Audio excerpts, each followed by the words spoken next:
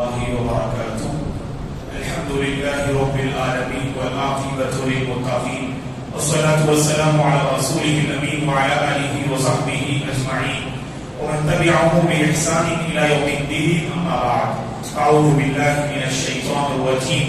ومن يتخذ الشيطان وليا من دون الله فقد خسر خسرانا مبينا يعدهم ويمنيهم وما يعدهم الشيطان إلا غرورا أولئك مأواهم جهنم ولا يجدون عنها محيصا.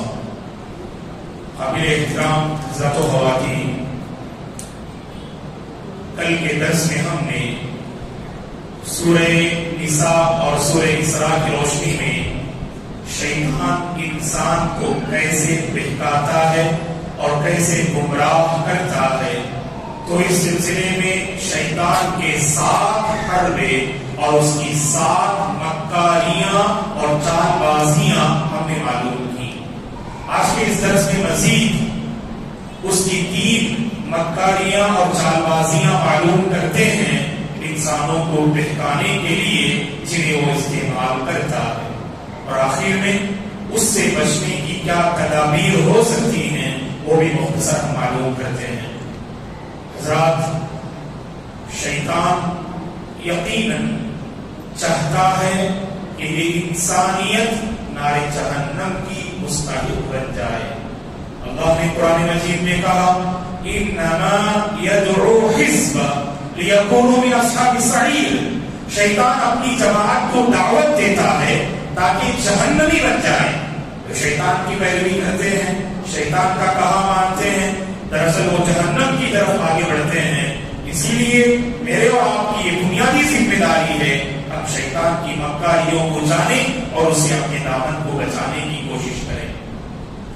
شیطان کی مکاریوں میں ایک مکاری یہ ہے کہ وہ دل فریب امیدیں دلاتا ہے، مختلف قسم کے وعدے دلاتا ہے، اور شیطان کے ان وعدوں پر گنہگار بندوں کا بہت زیادہ ایمان اور یقین ہوتا ہے.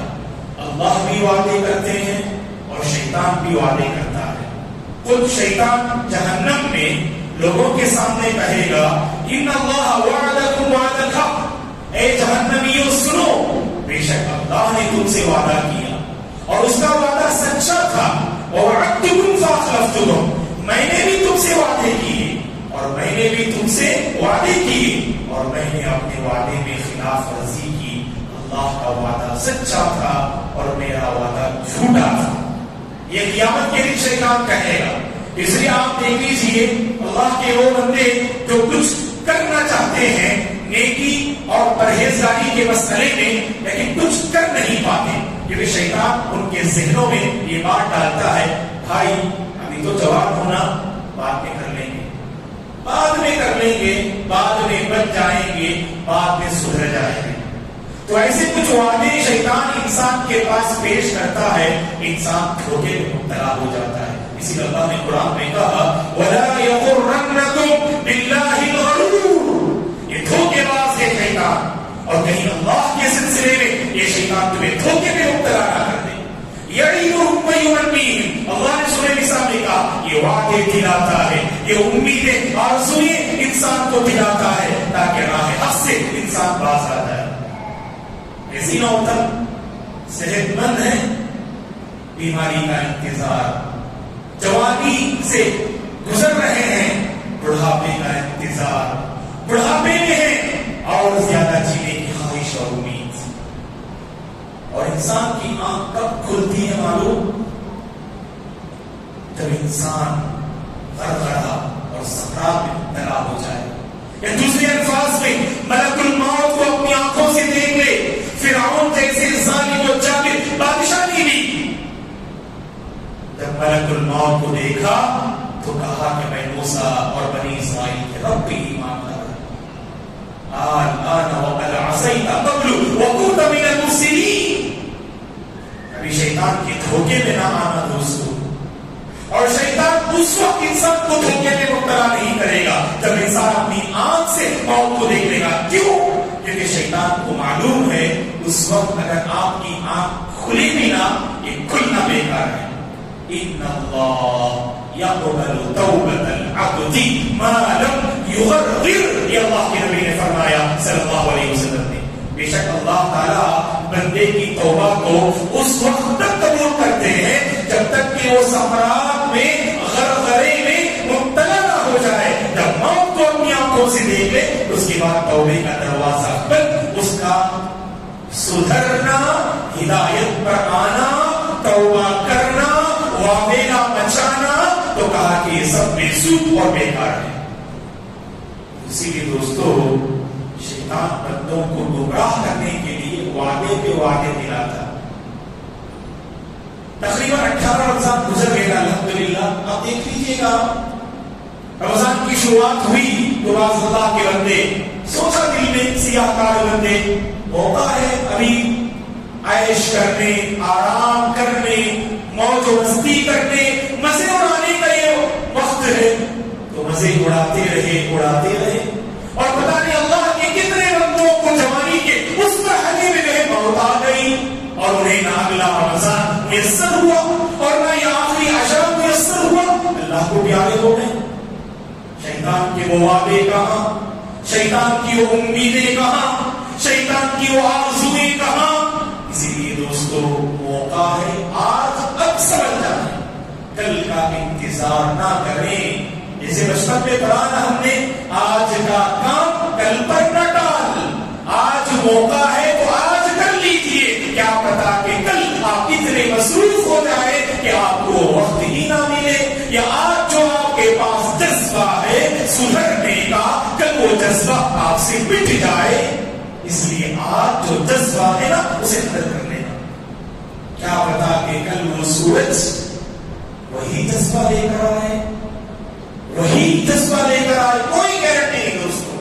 کتنے اللہ کے بندے جو سورج طلوع ہونے سے پہلے جذبہ بڑا سچا تھا اور جب سورج طلوع ہوا تو جذبہ پوری طرح سے ماند پڑ گیا اور بالکل وہی نافرمانی اور سیاہ کاری میں آگے بڑھتے گئے.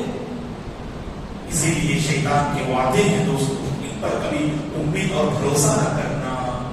اور شیطان امت کو, انسانیت کو گمراہ کرنے کے لیے آگے جو میں 2 حرفیں ذکر کرنے جا رہا ہوں, اللہ تعالیٰ مجھے بھی ان 2 حرفوں پر بہت زیادہ مقابلہ کرنے کی توفیق عطا فرمائے. ان میں سے ایک حرف ایسا, اللہ کی پناہ, کیا عوام, کیا خواص, کیا عالم, کیا جاہل, سب اس میں مبتلا ہے. میری مراد شہوت. شیطان کا بہت بڑا حربہ ہے دوستو. یہ شہوت کے ذریعے انسانیت کو گمراہ کرنا چاہتا ہے. یاد رکھیے کبھی شہوت کے پجاری نہ بنے, شہوت کے کبھی پجاری نہ بنے. اور رمضان آیا ہے تاکہ ہم اور آپ شہوت پر قابو پانے والے بن جائیں.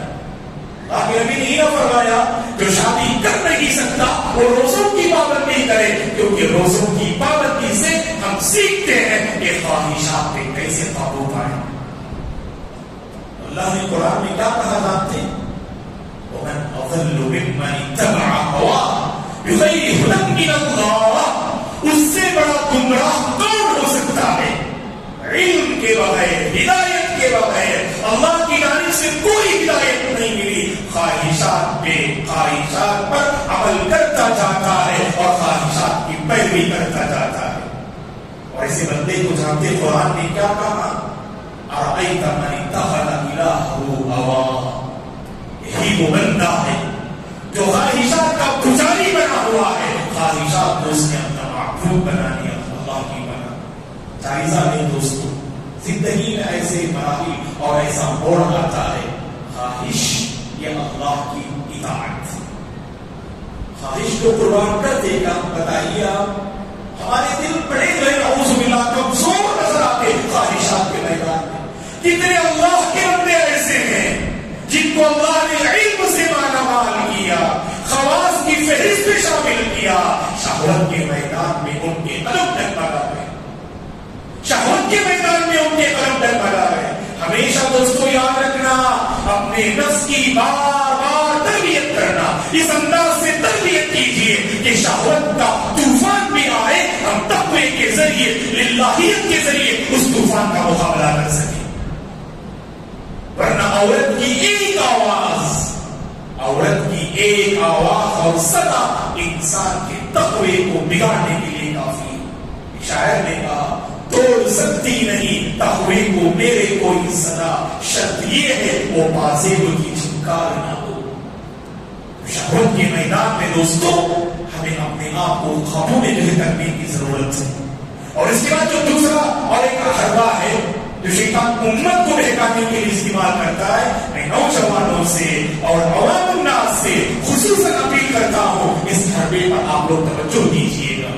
وہ حربہ شبہات کا ہے، شبہات کے ذریعے بہکاتا ہے. آپ نے اختیار کیا نا، راہ حق آپ کو نصیب ہوئی، صراط مستقیم سے اللہ نے مالامال کیا، کتاب و سنت پہ آپ گامزن ہیں، مرتے تب تک اس منہج پہ باقی رہیے اور اللہ سے دعا کیجیے اللہ میرے اور آپ کی موت اس منہج پہ عطا فرمائے.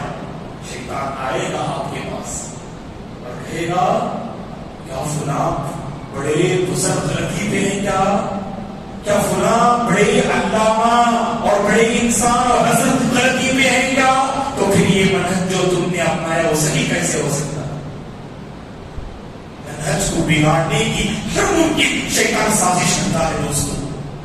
فوری طور پر اس مردود شیطان سے اللہ کی پناہ طلب کیجیے. اعوذ باللہ من الشیطان الرجیم وَإِمَّا يَنزَغَنَّكَ مِنَ الشَّيْطَانِ نَزْغٌ فَاسْتَعِذْ بِاللَّهِ. کل تراویح میں یہ آیت کریمہ پڑھی گئی. اگر شیطان کی طرف سے کچھوٹا ملے نا، خاص کر عقیدے کو بگاڑنے کے لیے شبہات کا دروازہ، ایسے شبہات. اور ہمارے نوجوان سسٹم ہے، وقت ہے، آپ کا نیٹ ہے، بیٹھ جاتے ہیں اور مطالعہ کرنا شروع کر لیتے ہیں اور شیطان وہاں حائل ہو جاتے ہیں. آپ کہ جس سسٹم میں آپ کی علماء کی رہبری نہیں، یاد رکھنا وہاں شیطان حائل ہو گیا. ایسے کتنے صرف اسٹڈی کو جو اختیار کرنے والے گمراہ ہو گئے. نہیں گمراہ جماعتیں انہوں نے ایجاد کی، علماء پر فتویٰ بازی جو ہے شروع کر لیا ان لوگوں نے، اپنے طور پر سمجھ لیا. حدیث کا سیاق و سباق بھی ہوتا ہے نا، ناسخ و منسوخ کا علم بھی ہوتا ہے نا. علماء سے معلوم کیجئے اگر کوئی بات سمجھ میں نہیں آ رہی ہے کہ علماء نے جو بیان دیا اور آپ جو پڑھ رہے ہیں دونوں میں تضاد ہے، جو دونوں میں فرق نظر آ رہا ہے، عالم کے پاس جائیے، آپ معتبر عالم سے رجوع کیجیے اور اپنے اس اشکال کو دور کر لیجیے. اپنے طور پر یہ فیصلہ مت کیجیے فلاں نعوذ باللہ غلط فتویٰ دے رہے اللہ کی خاطر. کبھی ایسا جو ہے نعوذ باللہ تصور ذہن میں مت لائیے گا دوستوں. اور ہمیشہ جو علم ہم حاصل کر رہے ہیں نا، علماء کی نگرانی میں حاصل کر، تبھی ہمارے قدم جو ہے ڈگمگائیں گے نہیں دوستو. ورنہ کتنے ایسے نوجوان ہیں نعوذ باللہ جو علماء سے بزن، مساجد سے بزن، منہج سلف سے بزن اور اپنے طور پر کوئی منہج اختیار کر لیا اور نعوذ باللہ اس کو سلفیت اور سلف سے جوڑا اور سمجھ لیا جس منہج کو میں نے اختیار کیا وہی منہج پر حق ہے. اور شیطان دیکھے شبہات کے ذریعے داخل ہو. تو شبہات کے میدان میں ہمیں اپنے آپ کو قابو میں کرنے کی ضرورت ہے دوستوں. ایک بات میں بتا دوں، غور سے سنیے گا، غور سے سنیے گا اس بات کو. ابھی دو میں ذکر کیا ہم نے، ایک شہوت اور ایک شبہات. اب غور کر کے دیکھیے، عام لوگوں کو شیطان بہکانے کے لیے شبہات کا دروازہ اختیار کرتا ہے. شبہات کے دروازے سے عام لوگوں کو بہکا دیتا ہے. کیوں؟ علم نہیں ہے، علم سے مقابلہ کر نہیں سکتے، اس لیے شبہات کے میدان میں ہماری عوام اور عام لوگ کمزور ثابت ہوتے ہیں. علماء کو بھی بہکانا ہے نا، خواص کو بھی بہکانا ہے، تو شبہات سے بہکا نہیں سکتا ہو کیونکہ علم ہے، علم سے مقابلہ کر بیٹھتے ہیں. لیکن شہوت کے ذریعے علماء کو بہکاتا ہے، شہوت کے ذریعے علماء کے جو ہے قدم کو جو ہے کمزور کرنے اور ان کے ایمان کو کمزور کرنے کی کوشش کرتا. اسی لیے ہم سب سے اولی مخاطب تو ہم ہیں اور ہر عالم دین کو چاہیے کہ شہوت کے میدان میں اگر ہم کمزور ہیں بار بار نفس کی تربیت کریں. اگر ہم اپنی نفس کی تربیت کرنے میں کامیاب نہ ہو تو بتائیے گا دوستو، یہ عظیم ذمہ داری جو اللہ نے علماء کے حوالے کی ہے، تزکیہ، تربیت، یہ علماء کی بنیادی ذمہ داری ہے. عوام کے مابین ہم کھل مل کر رہیں اور ان کے نفوس کا تزکیہ کریں جو خود نفوس کے خواہشات کے پجاری بنے ہوئے ہوں. اور نفوس کا تزکیہ کیسے کر سکتے ہیں؟ لیے ہم علماء سے اپیل کرتے ہیں کہ اس معاملے میں سنجیدگی کے ساتھ ہمیں غور کرنا چاہیے اور شہوت کے میدان میں ہمیں اپنے آپ کو قابو کرنا چاہیے. اور جہاں تک شبہات کا مسئلہ ہے، ہم تمام حضرات و خواتین سے گزارش کریں گے جب بھی کوئی مسئلہ آتا ہے آپ کو سمجھ میں نہیں آ رہا ہے، کوئی حدیث، کوئی آیت، کوئی دین کی بات، اپنے طور پر کوئی رائے قائم نہ کر لیجیے، اپنی عقل سے آپ سوال نہ کر لیجیے، یقیناً آپ کی عقل خطا کر جائے گی. آپ اہل علم سے سوال کیجیے. فاسألوا اہل الذکر ان کنتم لا تعلمون. اگر تم جانتے نہیں تو جاننے والوں سے پوچھو، تمہیں انشاءاللہ صحیح مسئلہ اور صحیح علم تمہیں ملے. اب سوال یہ ہے ہم اپنے آپ کو بچائیں کیسے شیطان سے؟ مختصر یہ ہے دوستو، اذکار کی پابندی کر. جو بندہ جس طرح اذکار کی پابندی کرتا ہے نا، ماشاءاللہ اللہ کی حفاظت میں ہوتا ہے، فرشتوں کی حفاظت میں ہوتا ہے. اللہ تعالیٰ فرشتوں کو اس کے پیچھے مقرر کر دیتے ہیں. لہو معقبات من بین یدیہ ومن خلفہ یحفظونہ من امر اللہ.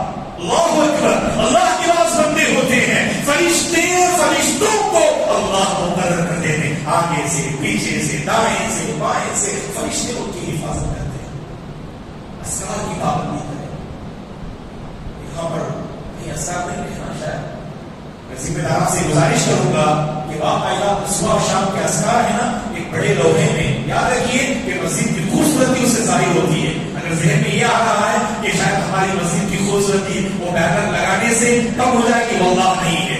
آپ خواتین میں بھی لگائیے، ہر فلور میں جو ہے صبح شام کے اذکار لگائیے، فرض نمازوں کے بعد کے اذکار لگائیے. اگر آپ تیلگو جانتے ہیں تو تیلگو میں لگائیے، کنڑ جانتے ہیں تو کنڑ میں لگائیے، اور اسی طرح سے عربی میں بھی وہ دعائیں ہونی چاہیے. اس کا فائدہ جانتے کیا ہوگا؟ ہمارے مصلی آئیں گے، روزانہ ان پر نظر پڑے گی. الحمدللہ، کیا پتا روزانہ ایک ایک ذکر یاد کر کے چلے جائیں، جہاں بھی رہیں ان کو یہ اذکار یاد آئیں گے، انشاءاللہ وہ پڑھنے کے عادی ہو جائیں گے. امید کرتے ہیں ذمہ دار انشاءاللہ اس پر توجہ دیں گے.